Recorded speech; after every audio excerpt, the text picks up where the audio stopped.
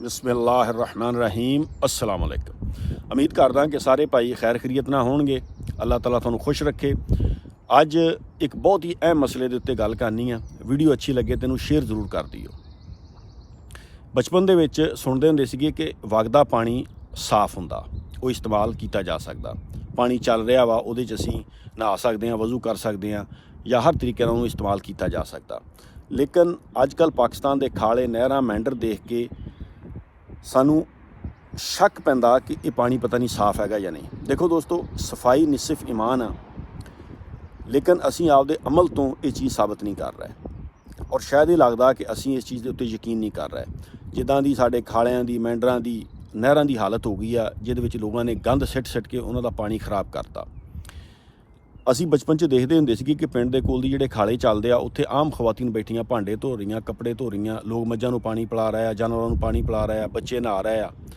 लेकिन हुण लोगों ने गंद सिट के वो पानी इन्ना खराब करता कि वो पानी जिहड़ा इंसानां दे इंसानां ने इस्तेमाल तो की करना, बल्कि वो जानवरां दे इस्तेमाल के काबिल भी नहीं रहा।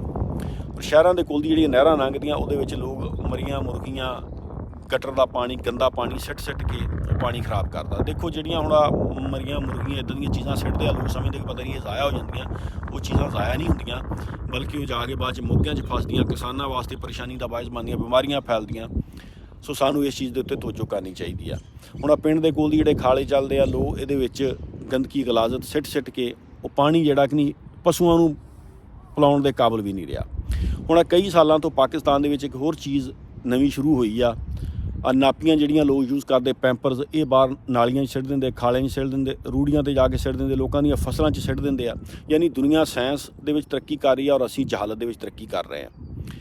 पुराने ज़मानिਆਂ ਦੇ ਵਿੱਚ औरतां ਜਿਹੜੀਆਂ ਉਹ ਕੱਪੜੇ ਦੀਆਂ ਨਾਪੀਆਂ, यानी जिन्हां ਨੂੰ ਪੰਜਾਬੀ 'ਚ ਅਸੀਂ ਪੋਤੜੇ ਕਹਿੰਦੇ ਆ, ਉਹ ਇਸਤੇਮਾਲ ਕਰਦੀਆਂ ਹੁੰਦੀਆਂ ਸੀ। ਬੱਚੇ ਛੋਟਿਆਂ ਦੇ ਉਹ ਲਾ ਦੇਣੇ, ਜਦੋਂ ਬੱਚਿਆਂ ਨੇ ਗੰਦੇ ਕਰ ਲੈਣੇ ਉਹ ਲਾ ਕੇ ਧੋ ਦੇਣੇ। ਜ਼ਮਾਨਾ ਤਰੱਕੀ ਕਰ ਗਿਆ, ਅਸੀਂ ਇਹ ਚੀਜ਼ ਤੇ ਸਿੱਖ ਲਈ ਕਿ ਉਹ ਪੋਤੜਿਆਂ ਦੀ ਜਗ੍ਹਾ ਤੇ ਖਵਾਤੀਨ ਜਿਹੜੀਆਂ ਨਾਪੀਆਂ ਇਸਤੇਮਾਲ ਕਰਨ ਲੱਗ ਪਈਆਂ, ਕਿਉਂਕਿ ਉਹ ਆਸਾਨ ਹੁੰਦੀਆਂ, वन टाइम यूज़ होंदियां, वन टाइम उन्होंने यूज़ कर सकते हैं, बार बार यूज़ नहीं हो सकदियां। लेकिन लोगों को ये नहीं पता चलिया कि ये जाके बाहर लोगों दी फसलों च, नालियां च, खालियां च नहीं सिट्टी दियां, बल्कि ये डिस्पोजेबल होंदियां। इन्हां नूं अच्छे तरीके नाल डिस्पोज करना चाहिए, क्योंकि इन्हां दा प्लास्टिक मटीरियल इदां दा हुंदा कि ये छेती ज़ाया नहीं होंदियां। ये बाहर जाके अगर तुसीं सिट दिंदे आ, उहदे नाल एक तो वेस्ट नहीं होंदियां, ये खराबी का बायस बनदियां। और फिर अगर तुसीं किसी दी फसल च जाके सिट्टिया ना ये ज़ाया होणियां, उत्थे पईयां रहणियां, तफन फैलना, गंद फैलना, लोगों वास्ते परेशानी का बायस बननिया। देखो भाईओ, असीं हकूकुल इबाद का ख्याल नहीं रखते।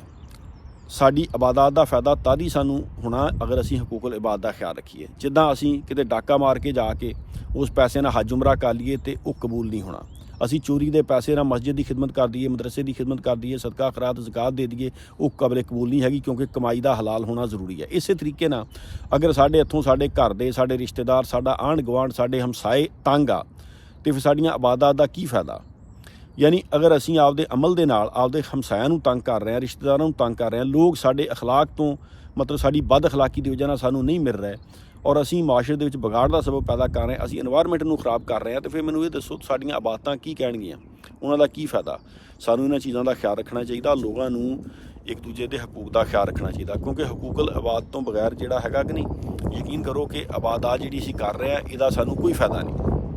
किसी का हक मार के खा रहे हैं या साढ़े इत्थों साढ़े हमसाई तंग आ। हुण देखो ना, जिहड़ी गलाजत सिट रहे लोग खालियां दे विच, नालियां दे, सड़कों के उत्ते सिट जाते हैं, लोगों दी फसलों च चोरी छुपे जाके सिट जाते हैं, तो वो की साबित करने की कोशिश कर रहा है। एक तो ना एनवायरनमेंट खराब होंदी है, माहौल खराब होंदा, दूसरा दूसरिਆਂ वास्ते परेशानी का बायस बनदियां चीज़ां। साडे बजुर्ग कहंदे सीगे पहले वक्तां दे विच वो जाके खाले तो मैंडर तो पानी आम पी लेंदे सीगे, मुरब्बे पानी लाउण जाना, उत्थों खाले तो पानी पी लेना। हुण वो पानी पीण दे काबिल नहीं रहा। नहरां दे विच लोगों ने इन्नियां गलाजत सिट के शहरां दा गंद कचरा, इस तरह मरे जानवर नहरां 'च सिट दिंदे आ, उहदे नाल तफन फैलदा, बीमारियां फैलदियां। और फिर ये चीज़ां जिहड़ियां जाके ये जानवर जिहड़े मरे आ, मुर्गियां वगैरह जाके मोग्गियां 'च फसदियां, फसलां चली जांदियां, किसानां नूं बहुत ज़्यादा तकलीफ का सामना करना पैंदा। और फिर आ जिहड़ियां नापियां, पैंपर्स वगैरह लोग सिट दिंदे बाहर, इन्हां गलाजत फैलदी आ, मुआशरे दे विच माहौल जिहड़ा खराब हुंदा। सो सारे भाई अगे रिक्वेस्ट है, देखो सफाई जिहड़ी आ वो निसिफ ईमान आ, साडे दीन 'च हैगा। सानू सफाई का ख्याल रखना चाहिए और सानू आपदे अमल दे नाल साबित करना चाहिए कि अलहमदुलिल्लाह असीं मुसलमान हाँ, और सानू आपदे अमल दे नाल दूसरिਆਂ वास्ते अच्छाई सोचनी चाहिए।